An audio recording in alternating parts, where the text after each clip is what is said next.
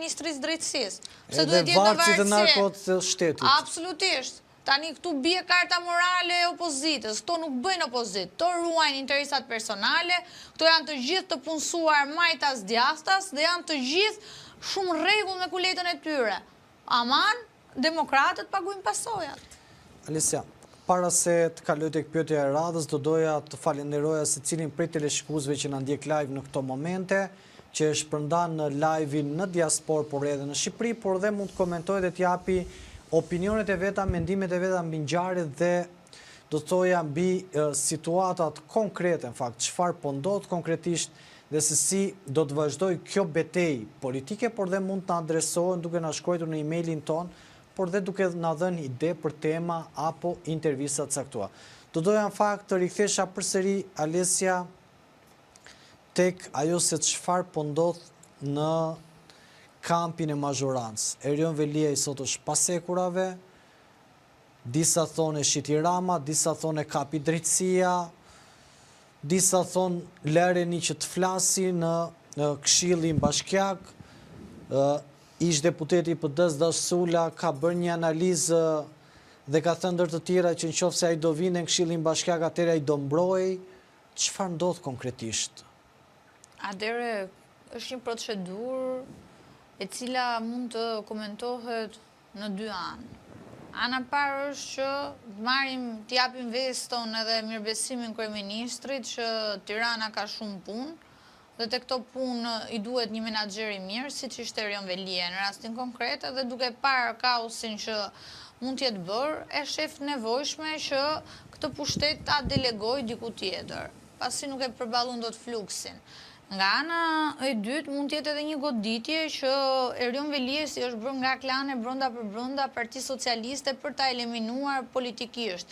Pasi ne kemi parë diçka kohët e fundit që kush ka marrë pushtetin në Bashkiak, më saktë në Tiranë, kush ka marrë Bashkinë e Tiranës, është prirur gjithmonë që të fitojë edhe të marrë më pas edhe postin kryesor të partisë që është kryetari i partisë. Edhe këtu është luajtur një lojë e frikshme pushteti, një lojë ku një klan ka dalë më i fortë se klani tjetër dhe pa diskutim që Erion Velia i ka rënë prej klanit kundërshtar. Nga ana tjetër pastaj, për pjesën e Këshillit Bashkiak, unë kam qenë ndër ato zëra që e kam sulmuar më shumë Erion Velin, por unë gjithashtu si avokate që jam, mendoj që çdo njeri ka drejt të ketë një proces të drejtë dhe të rregullt ligjor. Dhe pa diskutim, shkarkimi i tij nuk ishte shkarkim në kushte normale, dhe çdo njeri i cili është i pafajshëm derisa të provohet e kundërta, ka të drejtën e tij për të dëgjuar, për të dhënë argumentat e tij, qoftë edhe në mbrojtje të vetes tij dhe për dëgjuar për çfarë po shkarkohet në fund të ditës, sepse në këto momente që ne flasim nuk është se ka ndonjë vendim formës prerë për zotin Velia. Zoti Velia është në akuzë dhe deri në përfundimin e gjithë procedurës tij ligjore do merret një vendim lidhje me të dhe deri këtu nuk është se unë mund të them që zoti Velia nuk ka të drejtë të dëgjohet. Për mua zoti Velia duhet të dëgjohesh. Duhet të dëgjohet. Patjetër. Në qoftë se qëndrojmë në këto zhvillime, do doja në fakt të komentoja një prej ngjarjeve e cila ka kaluar pak në heshtje, por një propozim i ardhur nga Gjingjoni për të mobilizuar protestuesit dhe deputetët e Partisë Demokratike duhet të mblidhin nga 1.000 euro, diçka e tillë ishte shumë. Çfarë po ndodh me PD-n? A e ka humbur busullën e opozitës, a e ka humbur busullën e asaj se çfarë po ndodh konkretisht? Tani, unë nuk e di që Partia Demokratike janë larguar njerëzit që duhet paguaj nga 1.000 euro që cillin njerëzit. Tani, ishtë të korruptuarit e sistemi drejtësisë nuk mund të bëjnë kurse si moralin politik.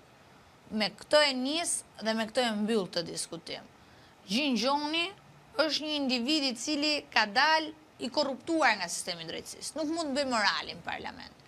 Politika, Partia Demokratike, ka një moral, ka një kauzë dhe pa diskutim ka dhe çfarë i ofron qytetarëve. Sepse në momentin që ti thua, unë po i ofroj nga 1.000 euro, ti po bën shitblerje, më ke se vota. Ky është modeli që do t'i japi Partia Demokratike popullit.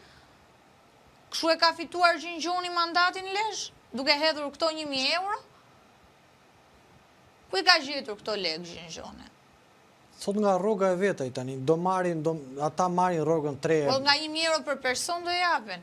Se Ta di, a do specifikojmë jenë... këtë gjë, se rruga sa është 3 milion, mos Ata gaboj. 20 deputet që janë ata, lese nga 1.000 euro, 20.000 euro. Edhe do i shpërndajnë për mbledh protestuesit. Për mbledh protestuesit. Pra të bëjnë një fond ata... Kjo është blerje, pastaj. Kjo është blerje e kohës së dikujt për ta përdorur për interesin tënd personal, po jo për ta përdorur për kauzën. Tani partia ka një kauzë caktuar, ka i moral, ka integritet, ka dhe çfarë idesh t'japi për zhvillimin e shoqërisë.